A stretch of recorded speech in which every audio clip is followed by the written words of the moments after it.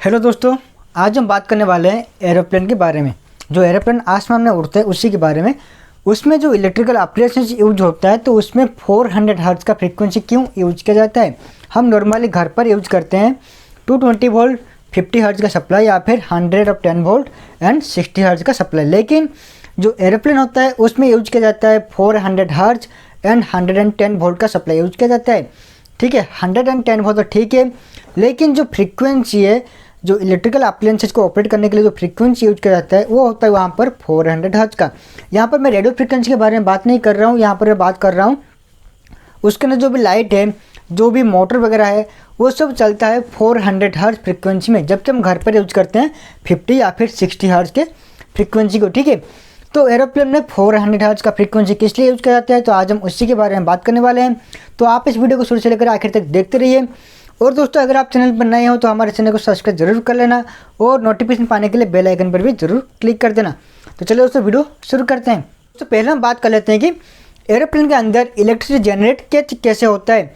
तो दोस्तों, हमारे घर पर जो कि सप्लाई आता है वो जनरेटिंग स्टेशन से आता है, लेकिन एरोप्लेन के अंदर इलेक्ट्रिसिटी जनरेट किया जाता है। ठीक है, तो जनरेट कहाँ से होता है, एक होता है हमारा अल्टरनेटर। दोस्तों, एक यहाँ पर अल्टरनेटर होता है। ठीक है, तो यहाँ पर इसका शाफ्ट होता है। तो अगर इसको हम एक प्राइम मूवर के मदद से इसको हम घुमाते हैं तो क्या होगा, यहाँ से कुछ बिजली बाहर निकलेगा। ठीक है, ये अल्टरनेटर का प्रिंसिपल है। अगर हम अल्टरनेटर को घुमाएंगे तो यहाँ से बिजली जो है वो बाहर निकलेगा। तो ये कहाँ पर होता है, जो कि जनरेटिंग स्टेशन होता है। लेकिन एरोप्लेन में इसे कौन घुमाएगा, जो कि एरोप्लेन का जो इंजन होता है उसे उड़ने में जो भी हेल्प करता है, एरोप्लेन का जो इंजन होता है वो इसे घुमाता है। ठीक है, मान लीजिए ये हो गया आपका एरोप्लेन का इंजन। ठीक है, तो इसमें से एक शाफ्ट आके यहाँ पर कनेक्ट होता है। तो ये होता है आपका एरोप्लेन का इंजन। तो इसके साथ ये अल्टरनेटर यहाँ पर कनेक्ट होता है ताकि ये इसको अल्टरनेटर को घुमा सके, तभी जाके इसमें से बिजली पैदा होता है। ठीक है, लेकिन दोस्तों यहाँ पर एक प्रॉब्लम निकल के आता है। वो क्या होता है कि देखते हैं। तो दोस्तों, जो कि अल्टरनेटर होता है इसे घूमने के लिए चाहिए 500 से 1500 RPM। RPM यानी रिवोल्यूशन पर मिनट, यानी कि एक मिनट में कितनी बार घूम रहा है। ठीक है, ये होता है RPM।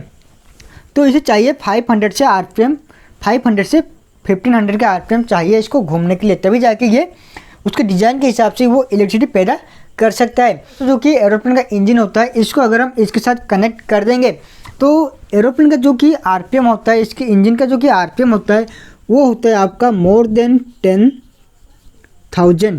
ठीक है, इसका RPM होता है 10,000 प्लस, यानी कि 10,000 से भी ज़्यादा होता है। ठीक है, अगर हम इसको 10,000 के रिवॉल्यूशन पर घुमाएंगे तो इसमें से क्या होगा, बहुत ज़्यादा फ्रीक्वेंसी और बहुत ज़्यादा वोल्टेज बाहर निकलेगा। ठीक है दोस्तों, तो हम क्या कर सकते हैं कि यहाँ पर हम कुछ एक गियर बॉक्स यूज कर सकते हैं। ठीक है, तो यहाँ पर हम एक गियर बॉक्स यूज कर सकते हैं और यूज करके इसका जो स्पीड है उसको हम रिड्यूस कर सकते हैं, यानी कि इसका जो रिवोल्यूशन है उसको हम रिड्यूस कर सकते हैं। लेकिन इस गियर बॉक्स को अगर हम यहाँ पर यूज करेंगे तो इसका भी कुछ वेट आएगा। ठीक है, तो इसका भी कुछ वेट आ सकता है। तो अगर हम गियर बॉक्स को यूज ना करें और दोस्तों यहाँ पर हम डायरेक्टली इसको यहाँ पर हम कनेक्ट कर लें। ठीक है, कुछ पुली और बेल्ट की मदद से जो कि कनेक्ट रहता है टरबाइन के साथ, एरोप्लेन का जो इंजन होता है उसके साथ और अल्टरनेटर दोनों कुछ शाफ्ट, कुछ पुली और बेल्ट के साथ कनेक्ट होते हैं। तो यहाँ पर को क्या होता है कि कुछ मात्रा में जो RPM है वो रिड्यूस होता है, यानी कि 10,000 से ये 500 या 1500 के अंदर नहीं आता है, कुछ 1 या 2,000 का रिड्यूस होता है।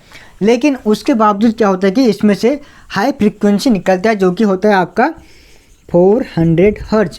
लेकिन अगर हम गियर बॉक्स यहाँ पर यूज़ करेंगे तो दोस्तों यहाँ पर क्या होगा, इसका जो वेट है वो बढ़ जाएगा। ठीक है, तो यहाँ पर हम बिना गियर बॉक्स के इसको चलाएंगे तो यहाँ से हमें फ्रीक्वेंसी ज़्यादा मिल रहा है। लेकिन फ्रीक्वेंसी ज़्यादा मिलने का और भी बहुत सारा बेनिफिट है, इसलिए इंजीनियर यहाँ पर 400 हर्ट्ज़ का फ्रीक्वेंसी जनरेट करते हैं। ठीक है, लेकिन अगर हम इसको डिज़ाइन भी कर सकते हैं कि हम इसमें से हाई स्पीड पर चलने पर इसमें से हम 550 हर्ट्ज़ का फ्रीक्वेंसी आउटपुट ले सकते हैं।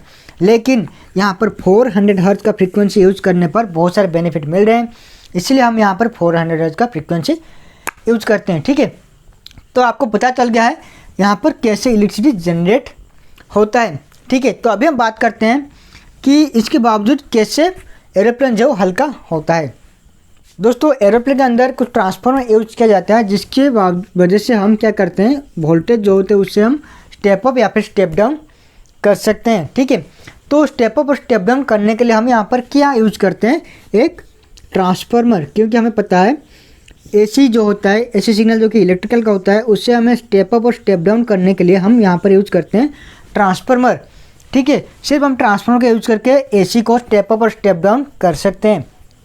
तो दोस्तों, जो कि यहाँ पर जो ट्रांसफार्मर यूज किया जाता है, तो यहाँ पर अगर हम 400 हर्ट्ज का सप्लाई यूज करते हैं, ठीक है, तो इसका भी जो वेट है वो भी कम हो जाएगा और इसका जो साइज है वो भी बहुत ही छोटा हो जाएगा।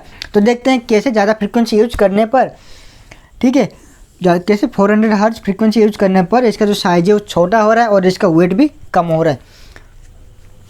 तो दोस्तों, जो कि ट्रांसफार्मर का जो कि एक ईएमएफ इक्वेशन होता है, ये उसका होता है प्राइमरी, ये उसका होता है सेकेंडरी।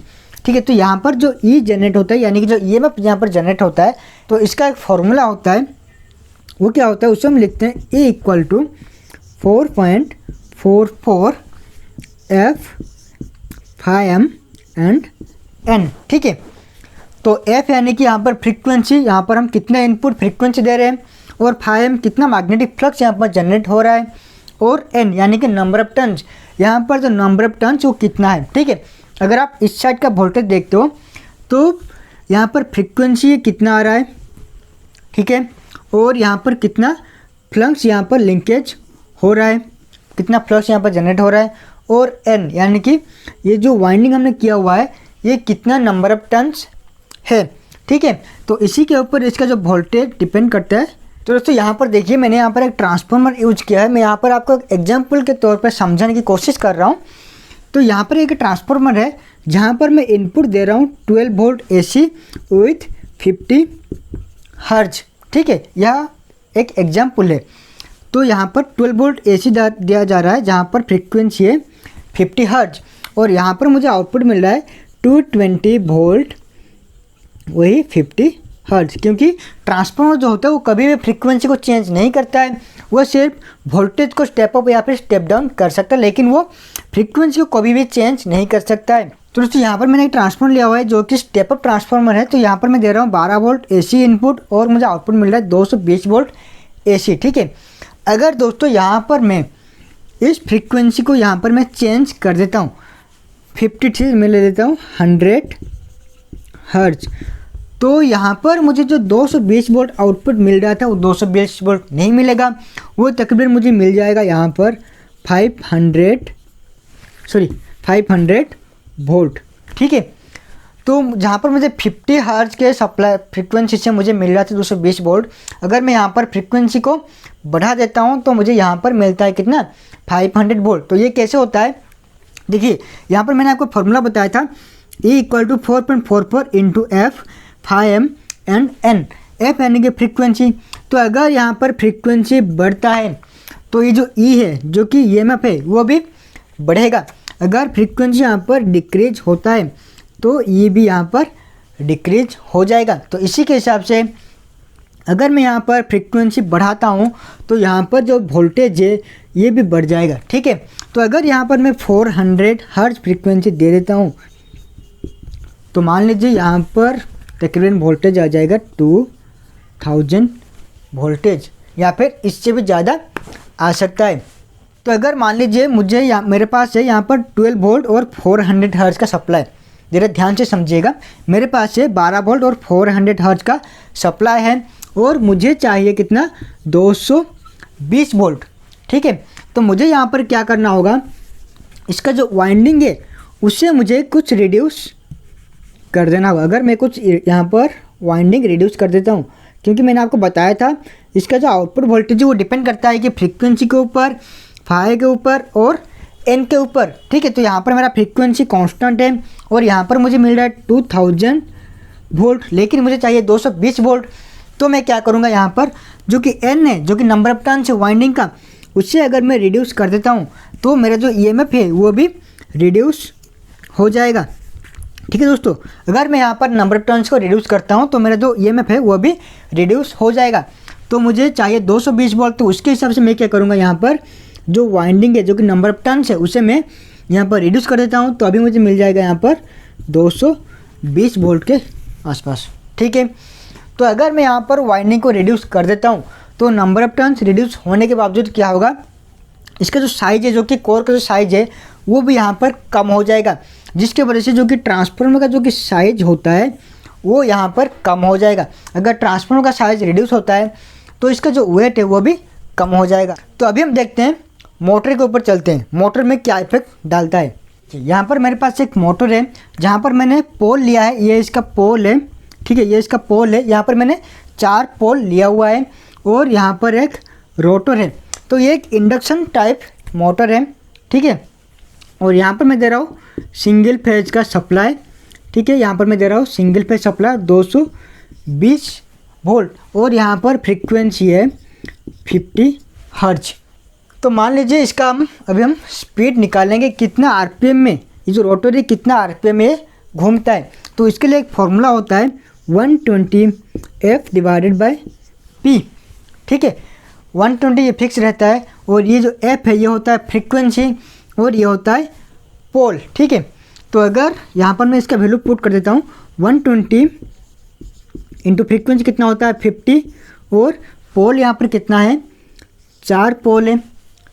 तो यहाँ पर इसका जो स्पीड है जो कि रिवॉल्यूशन पर मिनट है वो कितना आ जाएगा देख लेते हैं। तो ये आपका आ जाएगा 1500 आरपीएम।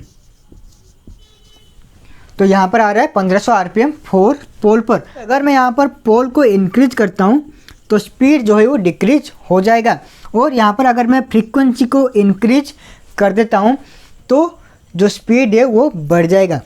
तो एरोप्लेन में क्या होता है कि 400 हर्ट्ज का फ्रीक्वेंसी हम यूज करते हैं।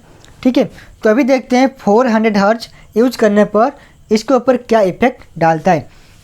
तो अगर यहाँ पर मैं यूज कर देता हूँ 400 हर्ट्ज का फ्रीक्वेंसी और पोल है 4 पोल का, तो यहाँ पर मुझे कितना आरपीएम मिलेगा,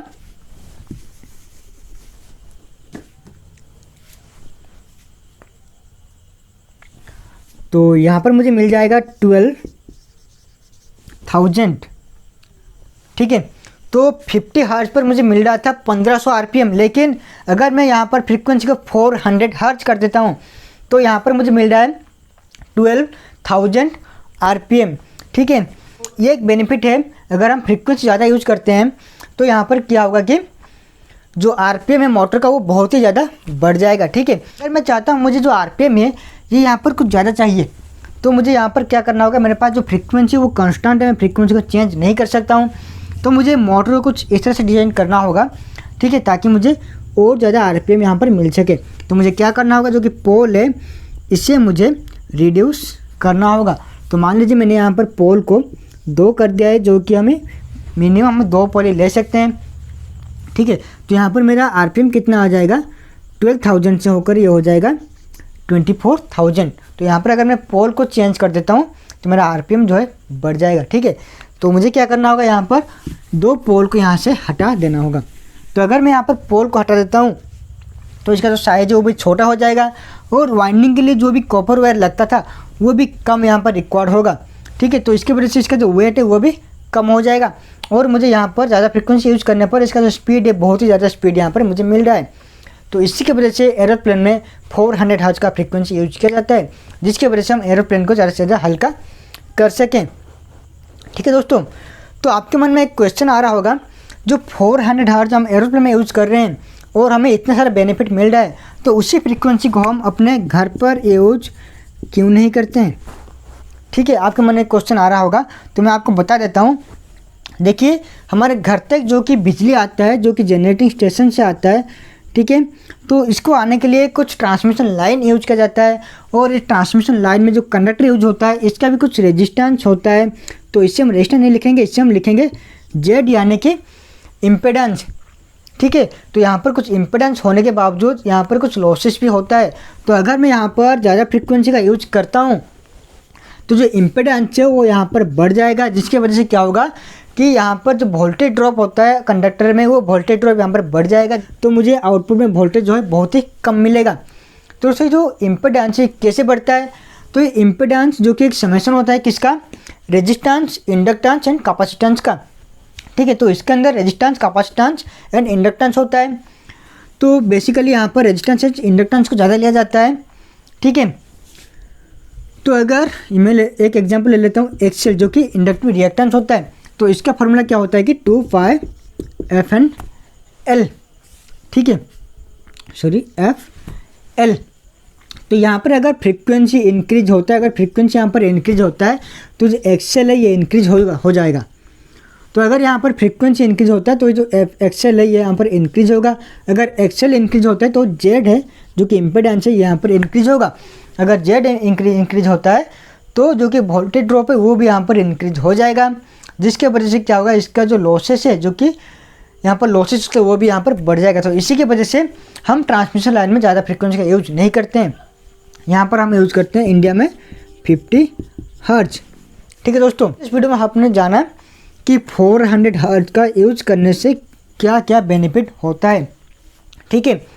तो दोस्तों अगर आपको वीडियो पसंद आया तो लाइक ज़रूर कर देना, और नए हो तो चैनल को सब्सक्राइब भी कर लेना, और नोटिफिकेशन पाने के लिए बेल आइकन पर भी जरूर क्लिक कर देना, ठीक है दोस्तों। अगर आपके मन में कोई क्वेश्चन है तो आप मुझे कमेंट कीजिए, मैं उसको वीडियो जरूर बनाऊंगा। आज के लिए बस इतना ही, अब फिर मिलते हैं अपने नए वीडियो में कुछ नए ज्ञान के साथ।